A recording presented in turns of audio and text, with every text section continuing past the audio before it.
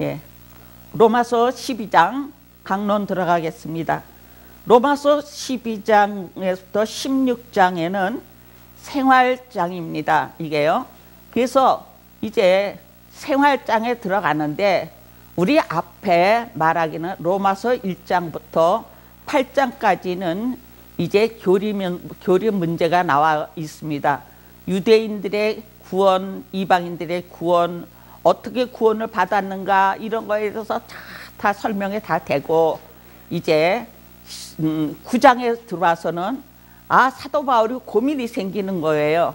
야, 이렇게 이방인들이 구원을 받으면은 이제 이스라엘 민족들은 어떻게 되는 건가? 이게 고민이 돼서 정말 내가 정말 저주를 받을지라도 이스라엘 백성, 나의 백성들이 구원받기를 간절히 소원한다고 말했는데, 그렇게 너희들이 사도 바울이 그 소원을 말하는 것은 왜 그랬는가? 왜? 유대인들이 구원을 받지 못하기 때문에 그랬는데, 유대인들이 왜 구원을 못 받은가? 10장에 말해주는데, 너희가 하나님께 열심을 있으되 지식을 쫓지 않고 자기 의를 드러내며 의를 따른다고 했습니다. 그래서 지식을 쫓지 않는다는 것은 진리의 말씀인 예수 그리스도를 쫓지 않고 바로 율법을 쫓고 율법을 따르기 때문에 그랬다 하면서 이제 10장에 말해줘서 이같이 율법으로는 구원할 육체가 없다는 것을 말하고, 11장에 들어서 이제 남은 자의 구원, 이스라엘 백성 남은 자들을 어떻게 구원할 것을 말해준 것이 11장에 있습니다. 그래서 이제 이방인의 구원의 수가 다 차고 이제 마지막에 남은 자들의 구원이 이루어질 것을 말하고 있어요.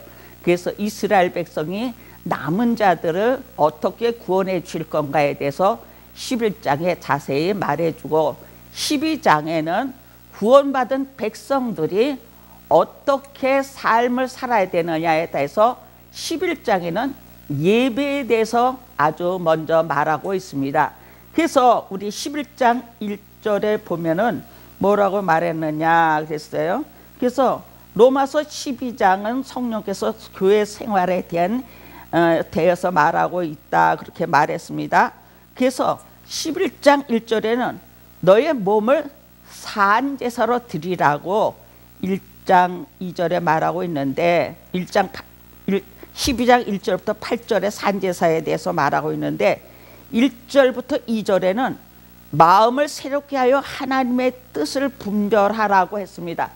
산제사를 드리는데 첫째 조건이 하나님의 뜻을 분별하라 했어요. 마음을 새롭게 해서 하나님 분별하라 했어요. 그래서 제가 요 1장 12장 1절 2절이 이 지금 12장에 나가는 핵포인트이기도 됩니다, 신앙에. 그래서 그러므로 형제들아 내가 하나님의 모든 자비하심으로 너희를 권하노니 그랬어요. 권한다리 사도 바울이 너희 몸을 하나님이 기뻐하시는 거룩한 산제사로 드리라. 너희 몸을 하나님이 기뻐하시는, 그러면 하나님이 기뻐하시는 것이 무엇인가, 이걸 우리가 말을 해야 되잖아요. 기뻐하시는 산제사가 뭔가 이거를 얘기하는 건데, 정말 이 기뻐하심이, 하나님의 기뻐하심이 뭔가, 이것은 서로 용납하고 관용하고 사랑하려는 그 말이에요. 그 기뻐하신 뜻이, 하나님이 기뻐하신 뜻이 이 뜻이 안에. 그래서 이 정말 용납하고 관용하고 사랑하면 하나님이 기뻐하신 뜻이 이루어지고, 그 기뻐하신 뜻으로 산제사를 드려라 그랬어요. 그러니까 관용하고 용납하고, 이 관용하고 용납하고 정말 사랑하고 하면 나라는 자신은 없어지는 거예요. 구약에는 죽은 제물을 바치지만 신약에는 구원받은 백성들이 살아서 드려지는 제물이 되는 건데, 드려서 제물이 되는 것이 바로 기뻐하시는 거라고 해요. 관용하고 용납하고 사랑하고. 그래서 관용하고 용납하고 사랑한다는 게 얼마나 우리가 힘든 일입니까? 이건 정말 어려운 일이에요. 이런 것을 통해서 우리 몸을 산제사로 드려라. 그래서 나는 죽고 주님만 계시게 드려라. 그래서 이는 너희 드릴 또한 영적 예배니라. 또 영적 예배예요. 영적 예배라 해서 또 이상한 말들 하는 사람들이 또 많다 그거예요. 그래서 이 영적 예배는 로고스된 말씀으로 드려지는 예배다 그걸 말하는 거예요. 로고스적인 말씀으로. 로고스는 뭐지? 창세 전에 로고스로 역사하셨다 그랬어요. 말씀으로 역사하셨다 그랬어요. 그래서 우리가 천지 창조부터 현재 이르기 구속에 이르기까지 모든 믿음의 그 속성을 믿고 드려지는 것이 뭐예요? 로고스적 예배고 이게 영적인 예배다 그래요. 그래서 우리가 영적인 예배하면서 이상한 짓들 많이들 하는데 이것은 말이 잘못된 겁니다. 그래서 이 영적인 예배는 로고스적인 예배다. 창세전에 말씀이 로고스로 역사하신 그 말씀이 작정하시고 섭리하시고 계획하시고 그 뜻하신 바를 이루시는 모든 것을 뭐예요? 믿음으로 드려지는 것이 영적 예배지 다른 게 아니라는 걸 말했어요. 그래서 너희가 구원받은 이때까지 이제 1장서부터 정말 우리 9장까지 이것을 다 말해주고 있는 큰 속성이기도 합니다. 이게요. 그래서 이게 아주 1장 2절 하는데 이게 굉장히 어저해서 지가 막 헬라어도 찾아보고 그래서 이 말씀을 이렇게 하는 거예요. 그냥 하는 게 아니에요. 그래서 원어랑 다 찾아보고 한 거예요. 이거 하느라고 밤새요. 밤새고 하는 거예요. 예. 제가 잠깐 하는 것 같아도 밤새고 합니다. 자, 그래서 참 1장 12장 1절이 굉장히 중요한 말이에요. 우리가 성도의 거룩한 생활, 성도의 거룩한 생활을 하는 가장 근본적인 원인을 제공해주고 이제 12장 전체의 생활장으로 들어가는데 이 원인 없이 생활만 잘하면 안 된다고 해요. 자기 의를 드러내기 때문에. 그래서 이런 것을 정말 잘 살펴 우리가 조금 어렵더라도 힘들더라도 이런 걸 짚고 넘어가야 된다 했어요. 너희는 이 세대를 본받지 말고 오직 마음을 새롭게 함으로 변화를 받아 하나님의 선하시고 기뻐하시고 온전한 뜻이 무엇인지 분별하도록 하라 그랬습니다. 이 세대를 본받지 마라 그랬습니다. 세대는 뭐예요? 육체의 소욕대로 살아가는 세대들이 아닙니까? 이런 것을 본받지 마라. 그래서 마음을 새롭게 함으로 변화를 받. 마음이 새로워지려면 뭐가 돼야 돼요? 말씀이 들어가야지 변화가 되는 거예요, 우리가요.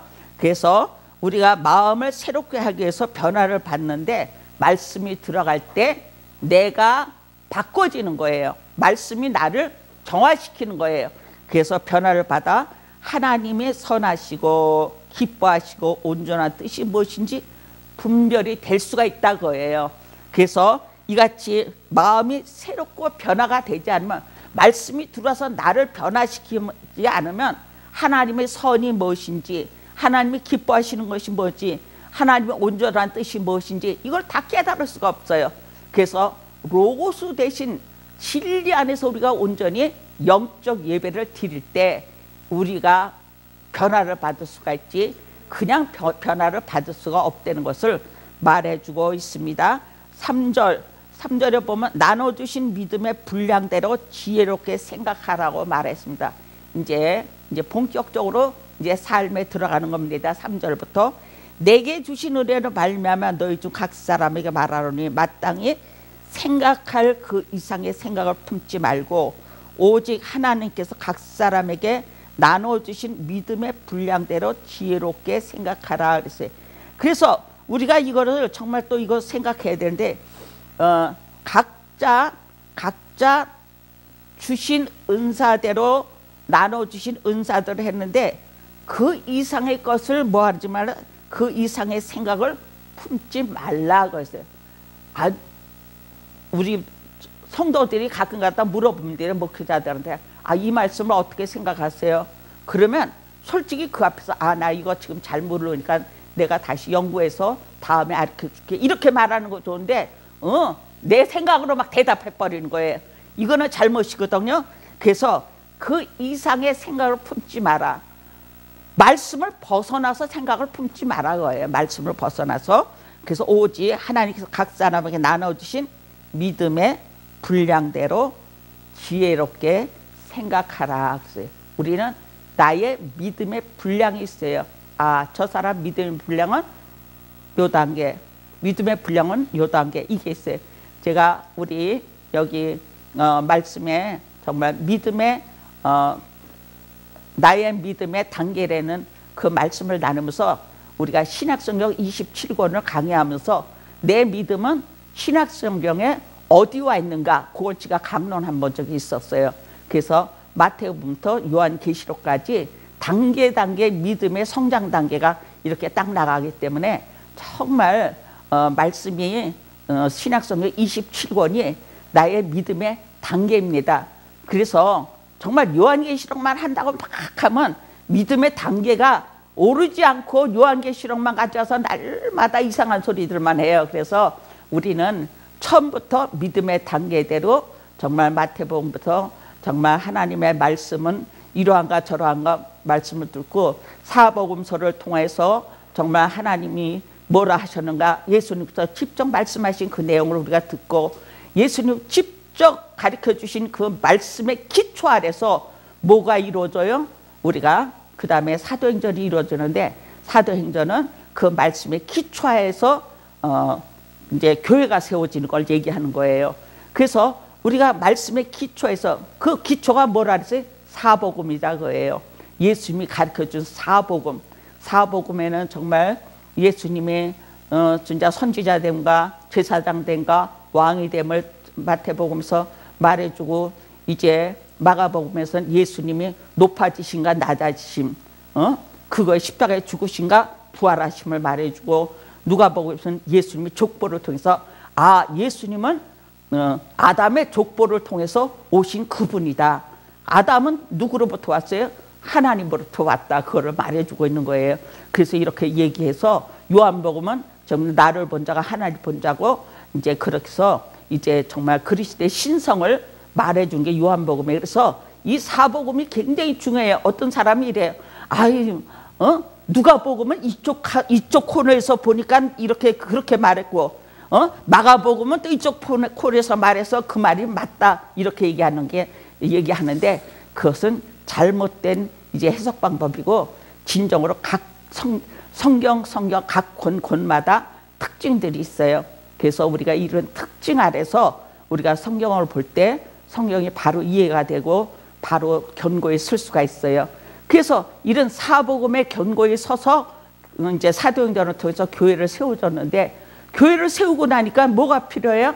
아 구원의 섭리를 깨닫게 해야 되니까 로마서 교육이 필요한 거예요. 아 교육을 받고 나니까는 내가 믿음이 최고라고 막 읍식대고 꺼불대는 사람들이 뭐예요? 교회 안에서 으뜸이 되고자 하는 걸 갖다 얘기한 것이 고린도전서단 말이에요. 그래서 고린도전서에서 교회 하나님의 교회는 이렇게 사는 거다 하는 것을 가르쳐 주는 게 고린도전서예요. 이게 이제 쭉 나가는 거거든요. 그래서 이 로마서가 굉장히 중요해요. 믿음을 견고케 해주시는 내용 가운데 한 테마예요. 그래서 이 얘기 다 끝내려면 또 이 시간이 안 되니까 내가 여기까지만 할게요. 그래서 우리가 성경은 진짜 27권에 대한 이런 테마를 알고 나면 성경이 어떻게 돼요? 쉬워요? 어려워요? 쉽고 나에게 적용되고 정말 말씀을 더 깊이 깨달아지고 더 깊이 더 연구할 수가 있어요. 그래서 우리는 정말 성경에 각 권마다 주어지는 그 의미적인 해석 이것을 바로 알아야 돼요.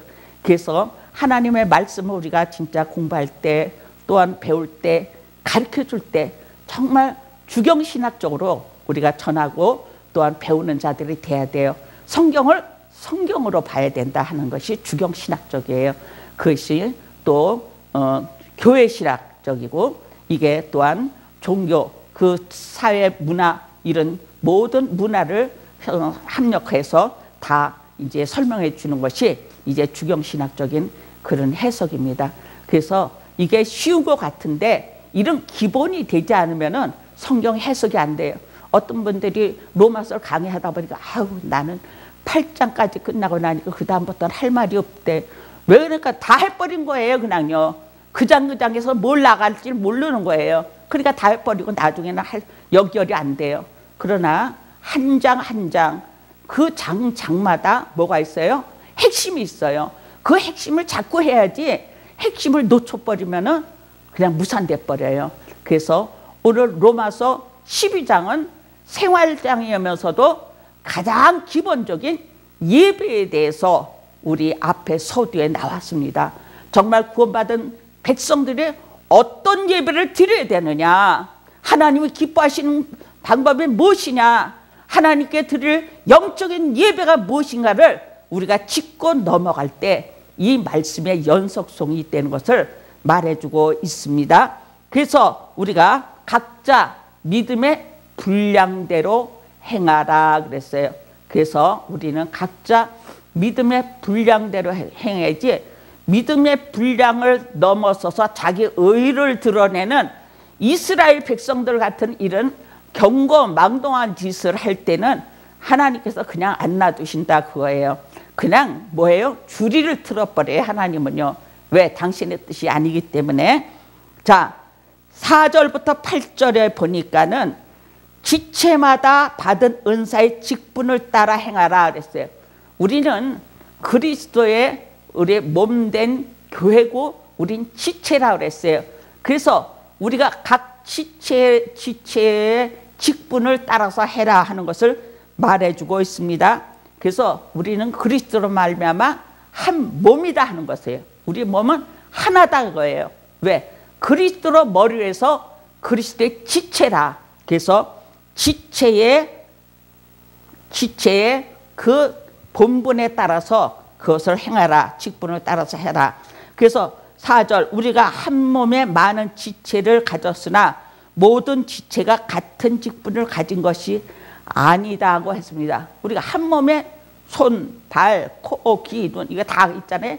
그래서 이 몸의 지체가 자기가 해야 될 이 의무만 하면 되는 거예요.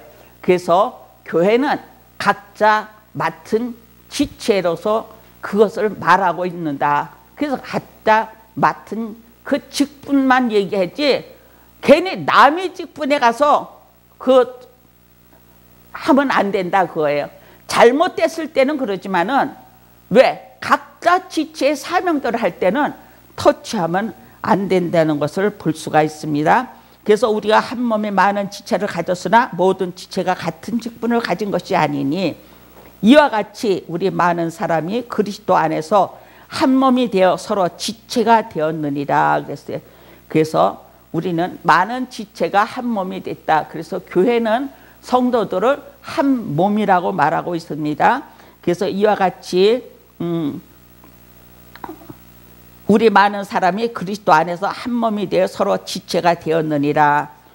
우리에게 주신 은혜대로 받은 은사가 각각 다르니 혹 예언이면 믿음의 분수대로, 혹 섬기는 일이면 섬기는 일로, 혹 가르치는 자면 가르치는 일로, 혹 권위하는 자면 권위하는 일로, 구제하는 자는 성실함으로, 다스리는 자는 부지런함으로, 긍휼을 베푸는 자는 즐거움으로 할 것이다. 그래서 이제 지체가 해야 될 직분에 대해서 하나하나 이제 지적해 주고 있습니다.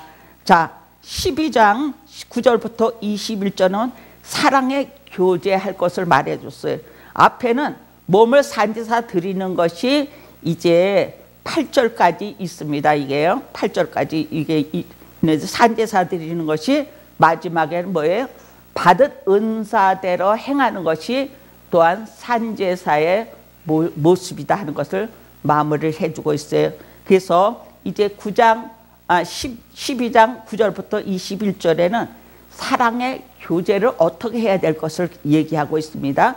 9절부터 11절에 보면 형제를 사랑하고 존경하기를 먼저 하고 주를 섬길 것이다 그랬어요. 그래서 사랑엔 거짓이 없나니 악을 미워하고 선에 속하라. 형제를 사랑하여 서로 우애하고 존경하기를 서로 먼저 하여 부지런하여 게으르지 말고 열심을 품고 주를 섬겨라 그랬어요. 그래서 형제 사랑 우애를 먼저 우선적으로 뒀습니다. 우리가 사랑합니다, 사랑합니다. 우리가 얼마나 위선적으로 많이 합니까?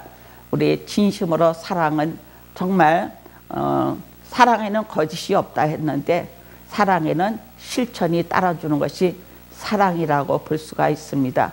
그래서 야고보서 사도에서도 믿음이 있는 자는 뭐에서 행함이 없는 자는 죽은 믿음이라고 했듯이 우리는 사랑에도 실천이 있어야지 사랑이 온전히 이루어진다는 것을 말하는데, 이 사랑이 온전히 이루어지려면 어떻게 해야 되냐?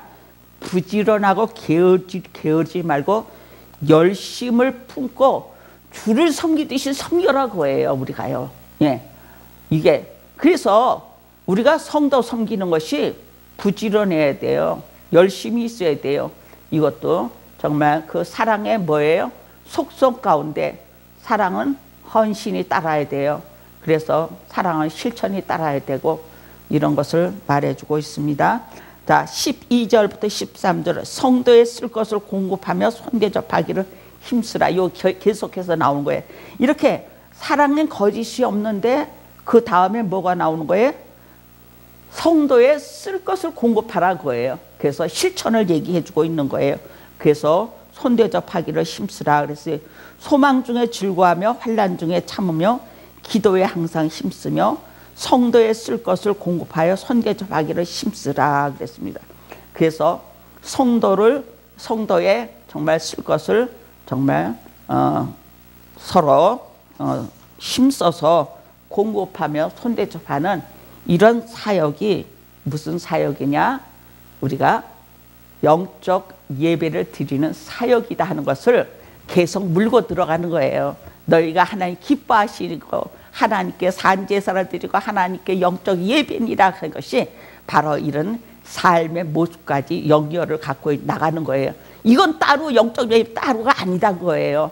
1장 1절과 2절의 말씀을 계속 물고 들어가는 거예요. 그래서 이렇게 영적 예배는 사랑의 실천까지도 나오고 각자 받은 자기의 지체의 분량대로 일하고 그렇게 해서 자기의 정말 아는 데까지 우리가 정말 말하고 나가라. 그것을 이제 다 이렇게 권면해 주고 있는 것이 바로 영적 예배를 드리는 이런 자의 모습이다. 왜? 말씀 안에서 살아가야 되니까. 자, 그래서 핍박받는 자를 축복하고 저주를 하지 말라 그랬어요. 너희를 핍박하는 자를 축복하고 저주하지 말라. 제가 이 말씀 때문에 굉장히 아주 그냥 어려서 굉장히 힘들었어요. 젊었어요. 아, 나를 핍박하는 자를 저주하지 말고 축복이 나와야지 축복을 해주죠. 그냥요. 하나님 내 입에서 축복이 안 나옵니다. 욕이 나옵니다. 그랬어요. 그냥요. 아, 그러지 않아요? 우리가요. 그렇잖아요. 다요. 예, 그래서 진짜 핍박하는 자를 축복하려는 그 말씀이 철이 나니까 깨달아지더라고요. 말씀 안에서 깨달아지니까 알아지더라고요. 여러분, 우리를 핍박하는 자가 얼마나 불쌍합니까? 나를 나되게 뭐로 쓰임받고 있어요? 몽둥이로 쓰임받고 있는 거예요. 나를 핍박하는 자들은 나를 나되게 만들기 위해서 하나님께서 몽둥이로 쓰고 있기 때문에 그들을 위해서 뭐 하라고요? 축복하고 기도하라는 거예요. 몽둥이는 뭐예요? 나중에 아궁이에 던져지니까요. 아, 그러니까는 막 눈물이 나오더라고요. 하나님, 저들이 정말 나를 나되게 하나님의 사람답게 훈련시키기 위해서 저를 몽둥이로 쓰고 있다니 내가 정말 감동 안 받을 수가 없고 그들이 불쌍해서 눈물이 안 날 수가 없더라고요. 그래서 그 다음부터는 진실로 눈물 뿌려서 기도했어요. 정말 나를 핍박하는 자는 뭐예요? 나를 훈련하시는 하나님이 그 핍박을 통해서 나를 훈련하시는 거기 때문에 그 핍박하는 자들을 대신 축복하고 기도하는 거. 하나님, 나 때문에 몽둥이로 쓰임받는데 저들이 버림받지 않도록 저들이 하나님 앞에 돌아와 하나님의 자녀 되게 하옵소서 하고 축복의 기도가 그래서 나가는 거예요. 이 말이 해석이 안 되잖아요. 진짜요. 우리가 아차 생각하면요. 핍박하는 자를 축복하고 저주하지 말라고 그랬어요. 그러니까는 우리가 이런 것을 정말 한마디 한마디가 이게 다 뭐예요? 영적 예배를 드리는 자의 모습이고 하나님이 기뻐하시는 자의 모습이라고 했어요. 하나님이 기뻐하시는 자의 모습은 뭐예요? 핍박하는 자를 축복하는 거예요. 얼마나 이게 참 아이러니컬한데 이게 바른 진리다 그거예요. 우리가요. 이런 진리 안에 들어야 된다. 자, 15절부터 18절 마음을 같이하여 선한 일을 같이 도모하고 평화를 하라고 했습니다. 마음을 같이 하라 그랬어요. 즐거워하는 자들로 함께 즐거워하고 우는 자들로 함께 울라 그랬습니다. 마음을 같이 하라. 그래서 이 마음을 같이 하는데 참 어려움이 많았어요. 제가 한 예를 들을게요. 우리 아들이 이제 정말 하늘나라 가서 제가 이제 몸살이 나서 제가 병원에 입원을 했었어요. 입원하고 이제 깨어나고 나서 노에 무슨 일이 있어서 얘기를 하는데 목사님 나한테 나 힘드니까 그러지 말아요.